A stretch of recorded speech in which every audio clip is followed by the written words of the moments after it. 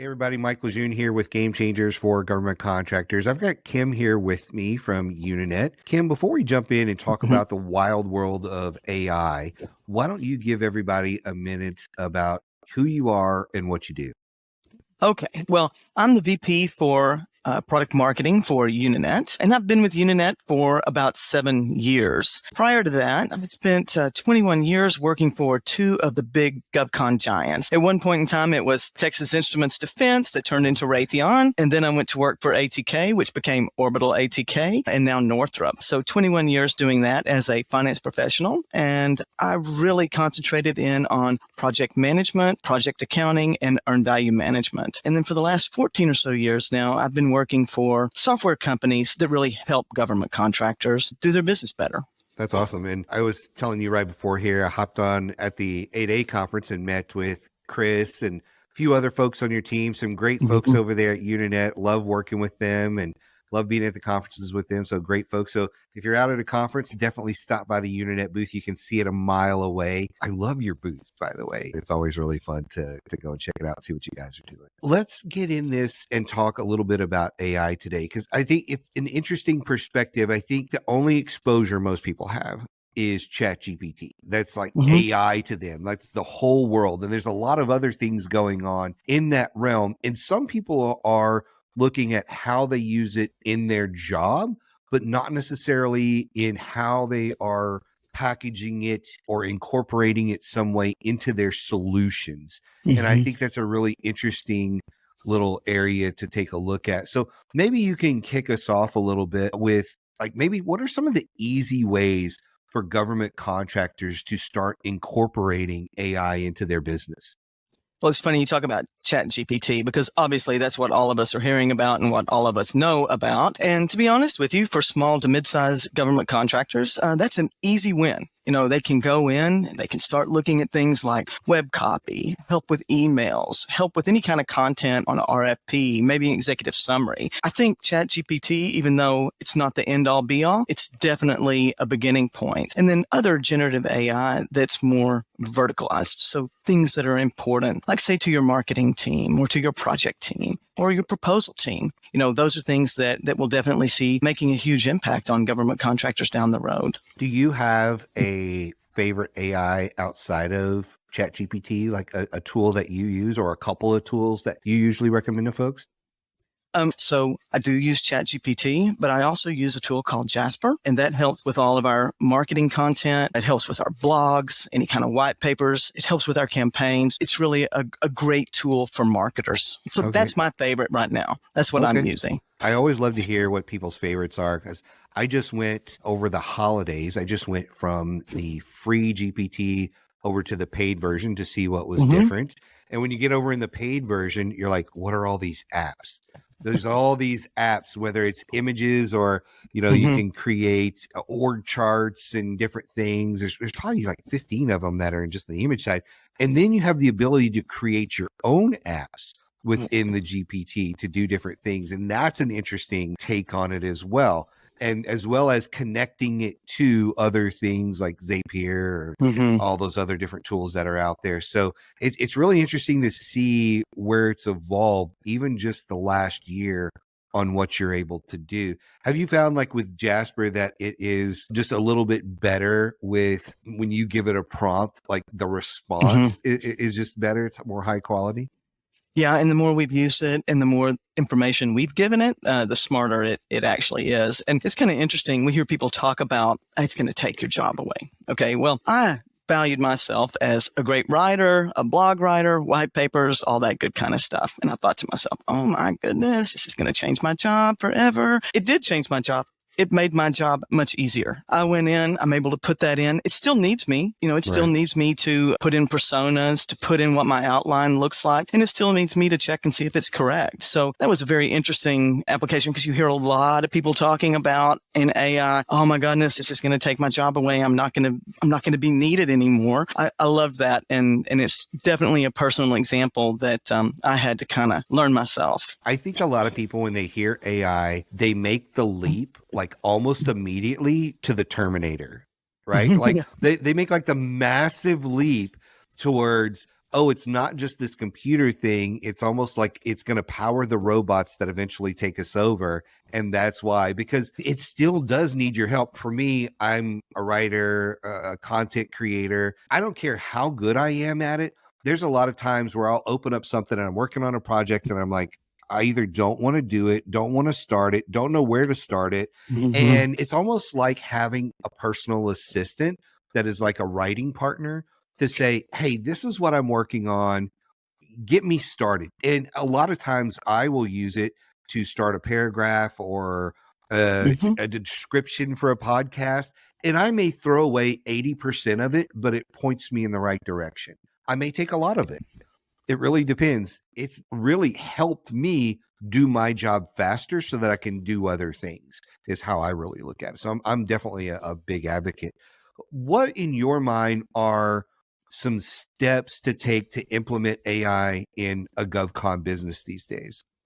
Well, I think it's just like any other big activity, any other big pursuit. You're going to have a lot of change management that you're going to have to deal with. You're going to have a lot of people that say, I've always done it this way. I don't want to do anything new. That's standard and normal. But if I was going to look at the steps that I would take, I would form a tiger team. And that tiger team would need to be cross-functional. So you'd need to have people from your finance organization, your marketing organization, definitely need to have somebody from your legal team or somebody who understands the legalities of it, as well as project management, and then maybe from your engineering or your manufacturing folks, whichever teams that you're actually having, depending on the work scope that you're doing. Then I would go off and I would identify those systems that I really think I could leverage AI and do an real honest assessment of that, and then figure out where I really need to make key decisions to improve the efficiencies of my business. Then I also want to hire people. I want to make sure that I'm getting the right personnel and leaders that are going to embrace AI. So you'll see, like at Unanet right now, we're embracing AI across our footprint. Every organization is working on ways to make their jobs better and more efficient using AI.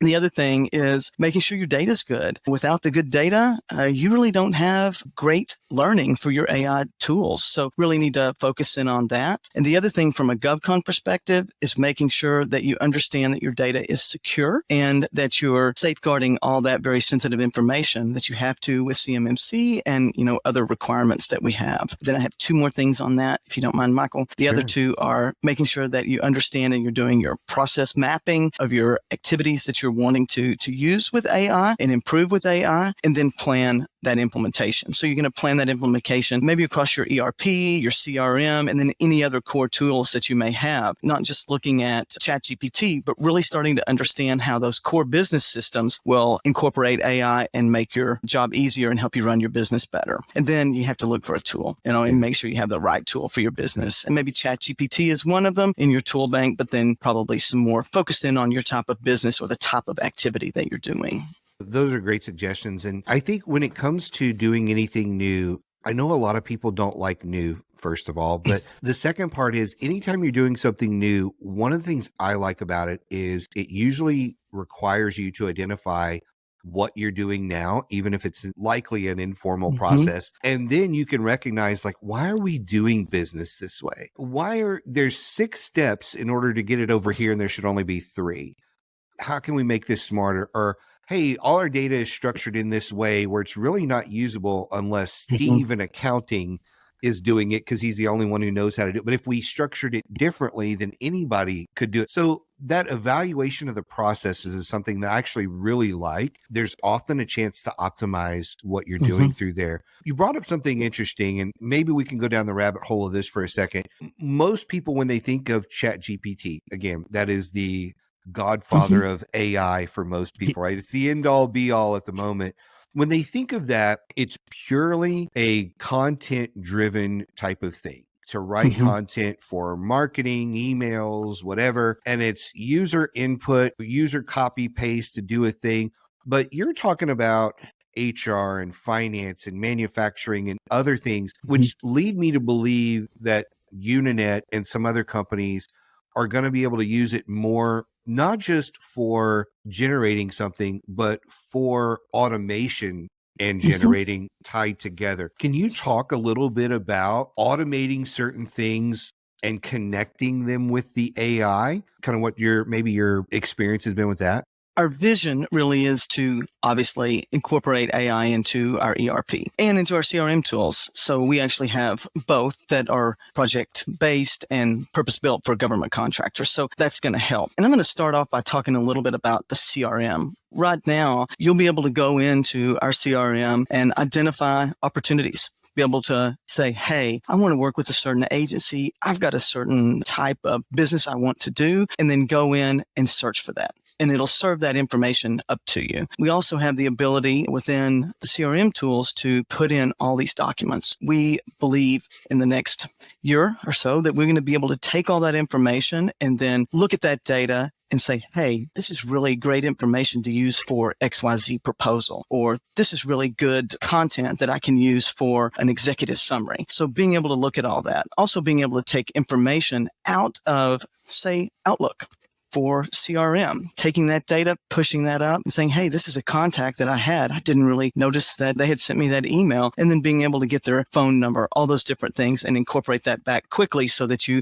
get that information. Those are the things that I see happening very soon. Also, mobile apps. We all talked about that for a long time. That was the new era, right? Ooh, I've got a mobile app. But the best part about the mobile app for a procrastinator like me, I hate to do expense statements. I've audited a million of them, but I hate to do them myself. So being able to use OCR, have my mobile app, I have my Unanet mobile app. I take a picture very quickly of the receipt. It populates the expense type, puts the dollar amounts in. It's wonderful. And then it also knows a lot like of my project codes and tasks that I do. So it serves that up for me automatically. That's such a huge time saver, not only for the person inputting the expense statement, it makes it more correct, and for the folks who have to audit it, because there's going to be a higher accuracy level on those expense statements.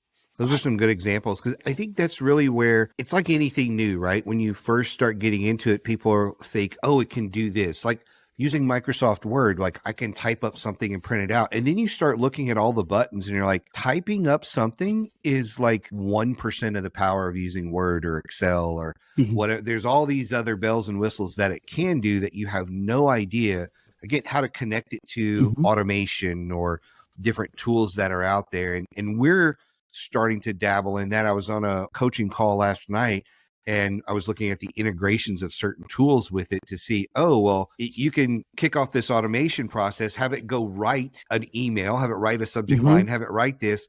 Then you can either approve it or have it automatically sent, or there's so many different things that it can do for you, where it used to be very static, almost like in the older days of programming with, if this, then that, where if somebody asked a question about this, then spit out that, there was only so many thens for it to do, right? Like it would look at it and there was only so many things. It was whatever you program. If it was outside those parameters, it couldn't think for itself.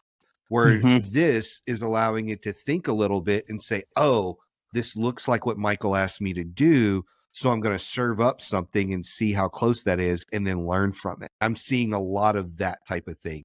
I don't know if you do this with Chat GPT or Jasper, but I'm constantly like talking to it almost like I'm in a room saying, no, what, like, this is what I meant, or I didn't like that, or, hey, good job. Like I do those kind of things with it. So do more of that, right? So hopefully it's learning. We'll see how it goes. In your opinion, what do you see right now as like the pros and cons of AI in this government contracting world?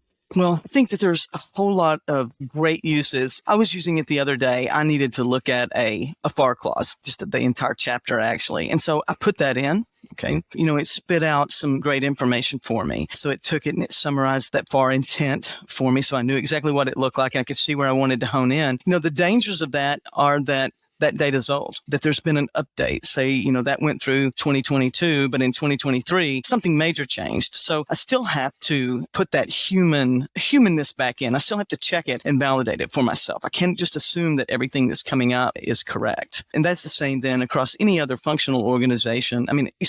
Any other functional operation that I'm doing. I still have to make sure that I put the human eyes back on that data to make sure that it's correct and that it makes sense. Especially, I was thinking about that when I was using it to do some forecasting, making sure that if it's doing some predictive forecasting for me, that it makes sense with the scope of work that I've got. So I'd continue to have to put that humanness back into the process. Speaking of that, I think that right there, what you just said, is a good reason to go to like a paid version, because like the free version, of GPT can only look back to 2022. It's capped there, where the paid version can look now. And I've even used it because I'll ask it questions like, can you do this?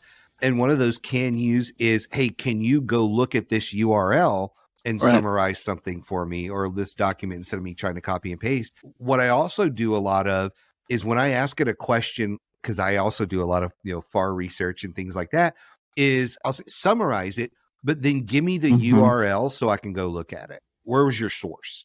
Because I want to see what its source was that it used, because if it used a university website or something else, I can very quickly go, this article that it's found was in 2018, so I'll just Google, which most people don't realize that Google now has AI built into just your regular search. You have to turn it on. There's a little thing that looks like a beaker. So if you're listening to this and you've never seen it, it kind of looks like a little beaker bottle in your upper right-hand corner, and you click on that and you could turn AI on the search. So literally when you just go in the search bar, the first thing that you see is actually some AI response, and it'll ask you, do you want more? Do you want this? Do you need it? Do you want me to keep going here? Right. And then there's the regular Google search result. For me, one of the pros that I like about using that generative AI in the Google search, as well as Chat GPT versus a Google search, is it's not ad based, at least not right now. Right. Where, like, if you were trying to lose weight and you're like, what are the 5 best exercises for somebody who has this problem or whatever, right? Or, I'm trying to look for a meal plan and I don't like green beans and whatever, right? Like, it will give you a non-biased approach to your question, versus if I type that in Google, the first 8 things I'm going to see are often sponsored. Right. Or they're even like a high-ranking blog that doesn't appear as sponsored, but then when you click on it, you're like, oh, everything in here somebody's trying to sell. Versus the AI, it's like, I'm just trying to look for an answer, the best answer for this person that's searching. So that to me is one of the big pros. It's going to be interesting, though, to see how that evolves over time. How are you keeping the AI data correct for your company? It's going to be interesting to see. Will they allow ads somehow, or, will it be biased to ads at some point or something along those lines? I don't know. So we talked about some of the cons. Like, what do you feel like are like the biggest pros right now in the government contracting space? So I truly believe that some of the biggest come in that business development area, where you can see the opportunities. You can go back and look at your information to see what your probability of win is going to be. We've been tracking that kind of information for a long time in the business. And if you don't mind, I'd like to talk to you just a second about the Gauge report. That's a industry roadmap of benchmarks and trends. And we've been doing that report for 7 years. It has a lot of great information in it. I think it's going to be really relevant now. We'll be able to track things like win rates. So if you look at the win rates today of government contractors, only 41% win more than 50% of the time. And we're able to track that then by all different revenue bands. So we're going to be able to see that. As a part of the report, we don't show this, but we also track the number of proposals. One of the advantages is going to be that I think we can get more proposals and more solicitations taken care of quicker and easier. And that's good in one way, bad in another. But, being able to really scale. So for smaller companies, they're going to be able to do that much quicker, put that RFP out just that much quicker with really good information that's well written and targeted. I do also think we're going to be able to look at what our competition is doing. So we're going to be able to see things within the industry and be able to look at whether, Michael does a great job at painting or Kim does a better job at painting. I think we're all going to be able to see all of that. That CRM and that BD area, to me, is just huge, and it's very well suited for AI information and being able to use it. I think those are all great. I'd love to see that report. I've heard it, but I don't think I've ever read that report. So I'd love to get a copy of the latest one of those. So maybe we can put a link to it. Take a little time, because the last one, we pick a theme. So last year was lead by forecasting, but the one coming up, we're releasing the survey next week. The one coming up is navigating efficiencies and compliance. And we have a lot of AI questions in the survey and data questions. So you'll be seeing a lot of information come out about that, and then any trends that we can correlate to that around the July time period. Awesome. I'm going to look forward to that. There's a lot of folks that think it's going to kind of destroy the bid process in some ways, from making companies that aren't any good competitive. And Mm-hmm. I personally think I go back to the old programming days of garbage in, garbage out. If you're not any good and you put garbage in, it's going to be cleaner garbage, but it's still going to be garbage, right? I Like agree. they're not going to necessarily be super competitive, but I think it is an advantage for, I come from the programming world, so don't anybody Mm-hmm. take this the wrong way here. But the geekier people in the programming world may not necessarily know how to write it, but they know how to Mm-hmm. do it. Right. And so for those people that have almost been handicapped by the Mm-hmm. proposal process, I think it's going to help get them close. It may not level the playing field, but I think it's going to get them closer and make them more competitive than they were by Mm-hmm. helping them through that process. Because I know a lot of people in this space have some amount of anxiety when it comes to writing a proposal. And they're like, I don't know if this is any good. And they don't necessarily have a big team to run it against and say, hey, I just wrote these 3 paragraphs, make them better. Right. They don't have that. Maybe they can't afford that because they're on the lower end. So I really do see on the lower end, smaller businesses, it helping them get better. And what I've found with AI, my 2 cents on it is, as it writes and does things, it makes me sharper at what I'm doing. Because I'm like, oh, I like the way it Absolutely. structured those Mm-hmm. sentences. And if you read good literature, you get better at writing. When it's taking your stuff and making it better, you're like, oh, I wish I'd have said it that way. So I think it'll just make a lot of people better. That's kind of my 2 cents on it. So I agree with you 100%, but there is some risk at that the agencies are going to have to continue to monitor. I was listening to a podcast recently, and it talked about having orals. Making sure that those people who really are the best, and maybe not the best writers, but the best at the job, that they get a chance. So I don't know what you're hearing about that out in the industry. yeah, I think we're going to see a need for more training in that area. There's the big thing from years and years ago has always been, people have 3 main fears in life. And the first one is public speaking, followed by snakes, and then followed by death.